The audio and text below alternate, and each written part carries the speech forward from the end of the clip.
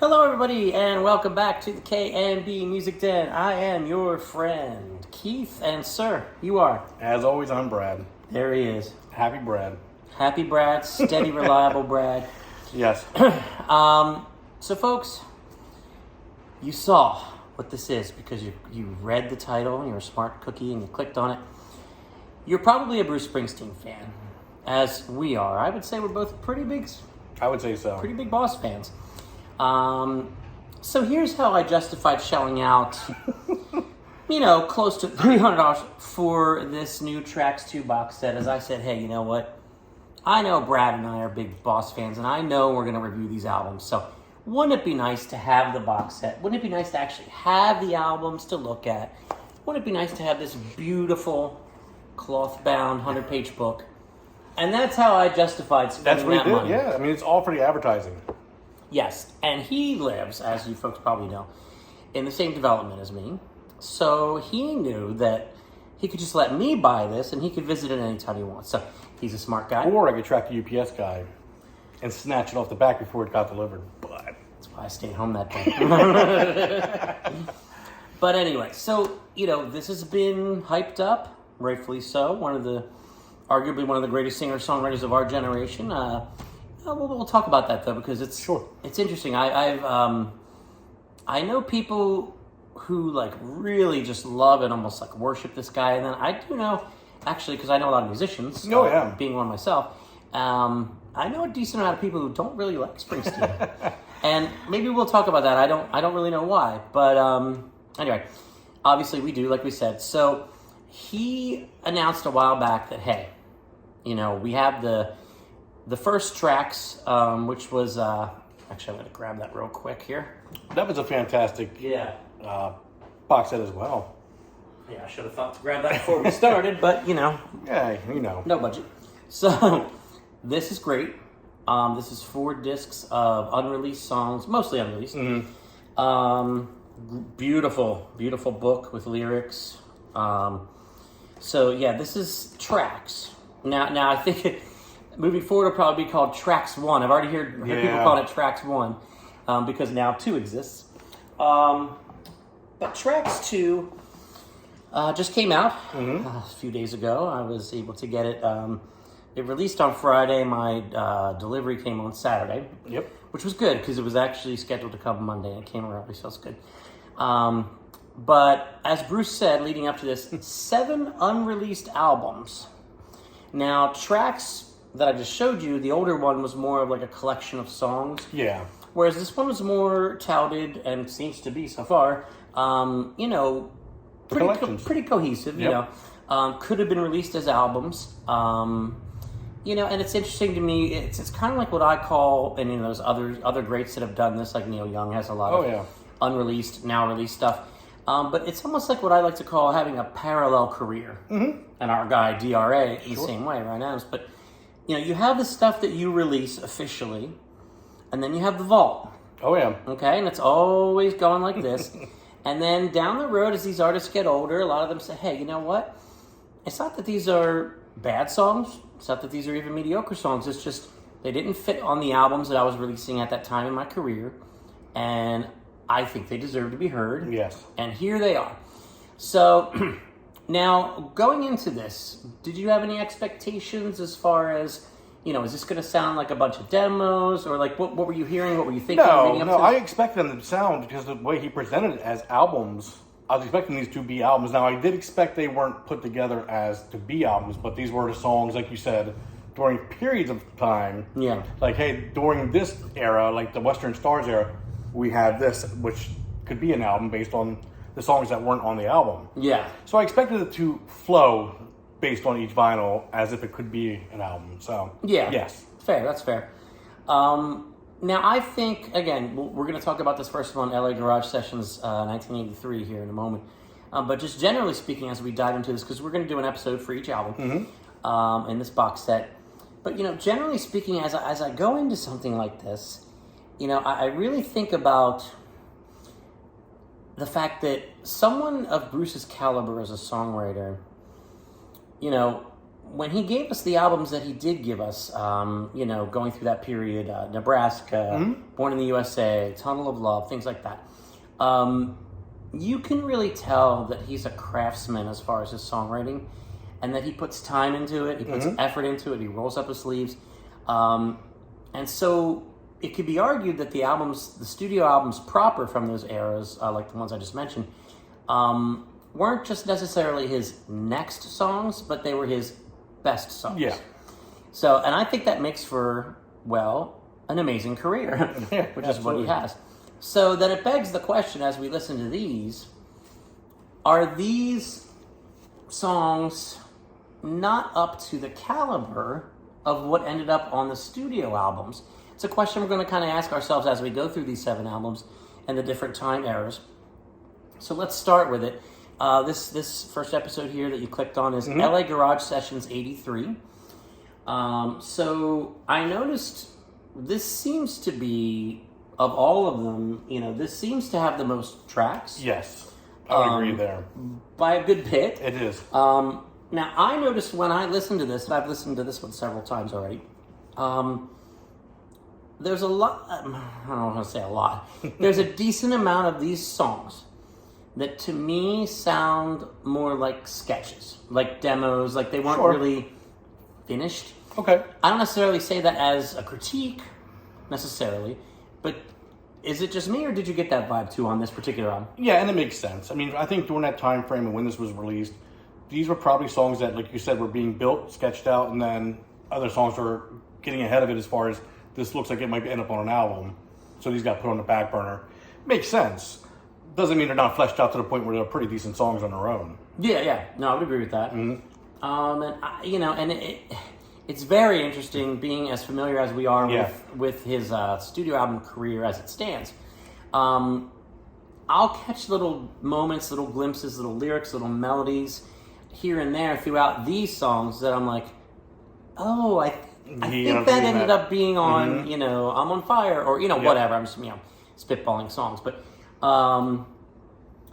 yeah, this one is very interesting to me. Now, as I sit here and do this review right now, I have not listened to all of the albums yet. But so far, this one to me, it does seem like I almost want to call it a beautiful mess. You know what I mean? It's kind of all over the place. Some of the songs are like less than 2 minutes long and they just fade out. It seems like, is that really what he wanted, or it just never got finished? I'm actually a little surprised. I'm not mad at it though, because I'm always of the mindset of, hey, give me all you got and let me figure out what I like. I'd rather have more than.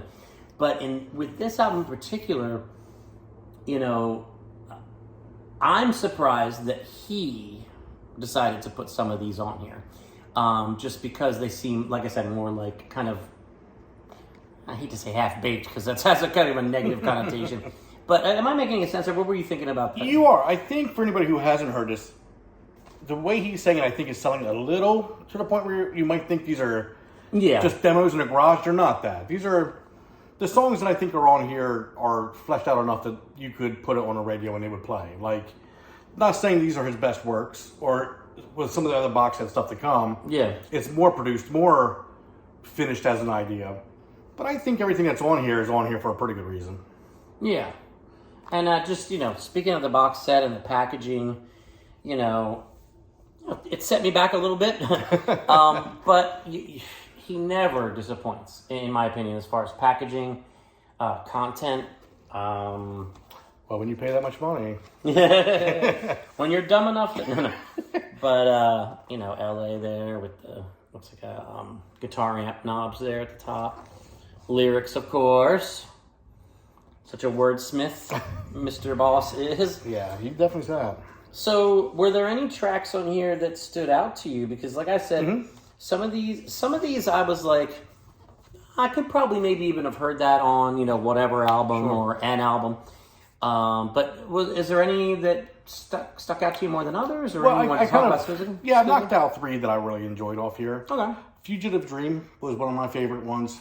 Which one? The original, not the ballad. Not the ballad. Not the ballad, but the original one. Gotcha. I really liked, where'd it go? Johnny Bye Bye. Mm-hmm. I liked that one, in 7 Tears. Those were the 3 songs that kind of, stuck out to me a little bit on this one. Yeah. I'll throw a Richfield Whistle in there. It's a good song. Yeah. Yep. Unsatisfied Heart, I'll throw in there. That one was also on my list of ones I really liked. Yes. Yeah. I almost, and as I'm looking at these titles now, I almost feel like this is one of those rare occasions where, this collection of songs, album, whatever you want to call it, kind of got stronger as it went. Yeah, I mean... You know how we talk about a lot of times albums are front-loaded, A-side albums? So you think this is a B-side album? I'm not 100% sure yet. Okay. I have to listen to it a little more. Okay. But now that being said, I think the first few songs are really good. And that's another thing I want to talk about. I'm glad I saw that. So the first song on here is called Follow That Dream. Now, we've heard from Bruce over the decades, Working on a Dream was a title song to an album. There's songs like Counting on a Miracle, which I actually think is a pretty good song. But sometimes, not necessarily with Bruce, but sometimes when you hear, even just you see a title of a song like Follow That Dream, you know what I mean? Sometimes it's like, is this going to be corny? Is this going to be the new Coldplay track? Yeah. Ouch. Yeah. Sorry, Mr. Martin. But, what's very interesting about this first song here, Follow That Dream, to me, is it didn't come across as corny. It didn't come across as cheesy. It didn't come across as a word I like to use sometimes is earnest. Too self-important or too we got to follow the dream. The way he sings it and the lyrics that he chose, to me, were actually kind of inspiring. Yeah. And that's a very fine line to walk as a songwriter. It's very fine, and it's so hard not to cross over that line into Cheeseville. Yeah, exactly. Yeah. It is easy. But he did a great job with that one. He usually does. You're right. There's many artists who do just really struggle with that aspect, and I think he does a really good job of keeping his toes on this side of the cheese line. The cheese line. He's the blue collar man knows how to keep it in the not white collar zone. What was that? When we first started the channel, there was campy. That was the campy, word. Yeah, I use campy. You like to use that word, campy. Campy or bubble gum or Yeah. But yeah, I mean, Shut Out the Light's actually pretty good too. Yeah. Now, I don't know how much you've had a chance to listen to this, but I really was interested to hear your take on this. You see My Hometown on there. Yeah. Obviously, that's from Born in the USA.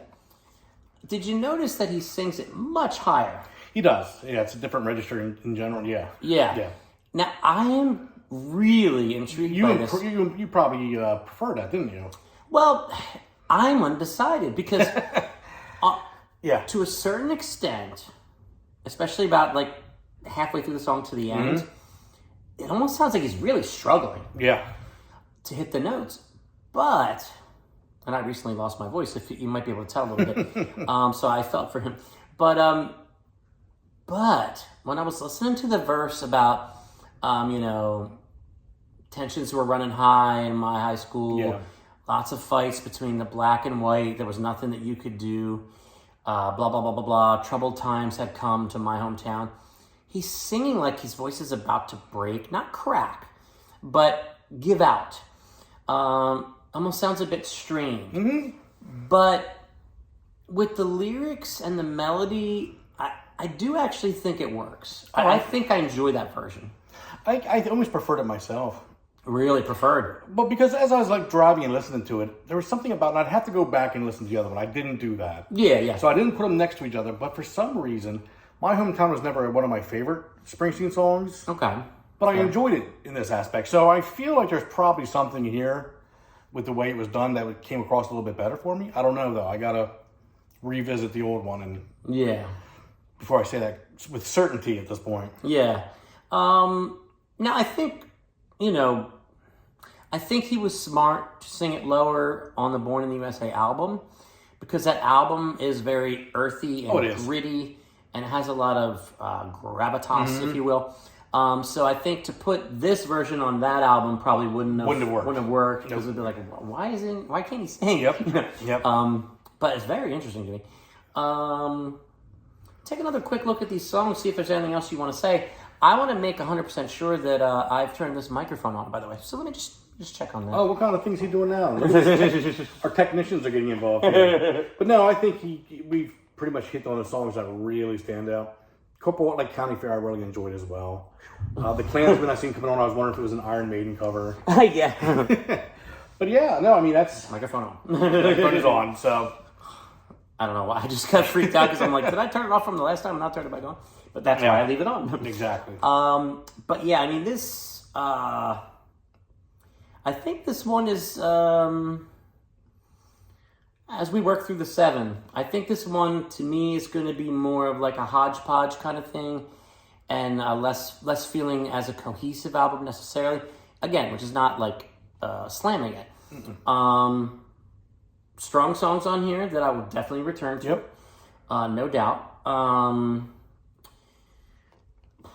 What about the production? Yeah, I mean, like you said, I don't think it was finished fully. Yeah. I mean, at this point, I think he went through the songs he was going to go through at that point in time on the releases, and these weren't the ones, and so they didn't get the full TL, or what is it called? TLC? Yeah. So they didn't get all that, but yeah, they're still very well done. Yeah, I mean, it's an enjoyable listen, no doubt. So, you know, and me as the schmuck that purchased... No, I'm just kidding. I do recommend purchasing it, actually, if you're a big Bruce fan. I think it's going to be an important, you know, footnote, I guess you might want to say, in his career. But, yeah, I mean, it's not one of those things where I'm, like, hearing these songs and I'm like, maybe I should have just streamed it. You know what I mean? I don't feel that way. Well, I'm going to do it like this. We're going to cut these pretty short. We're not going to do 30-minute reviews for each. Yeah. So I wanted to we're going to do it a different way than we normally would, since these are coming in a set. Yeah. If this was individually released, what would you give it out of 10, and would you buy it on record? Interesting. Well, I know a little bit of what's to come, so maybe that's coloring my answer that I'm about to give. I would give this a 7. Okay. And this particular one, I think I would just listen to. I wouldn't buy it. Okay. Like, you know, stream it. I would just this particular. I would go 6.5, and I would about the same. Okay. Yeah. Okay. I agree. Okay, so we're in around the 6.57 range. Yep.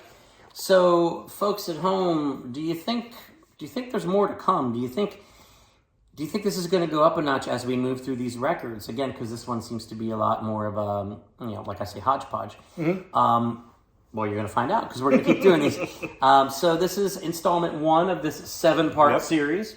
Bruce Springsteen Tracks 2 box set. This is LA Garage Sessions 83. So please weigh in, listen to them as you go with us. You can listen to them online. And give us a score. Let us know. Yeah, let us know. 1 to 10, and would you buy it?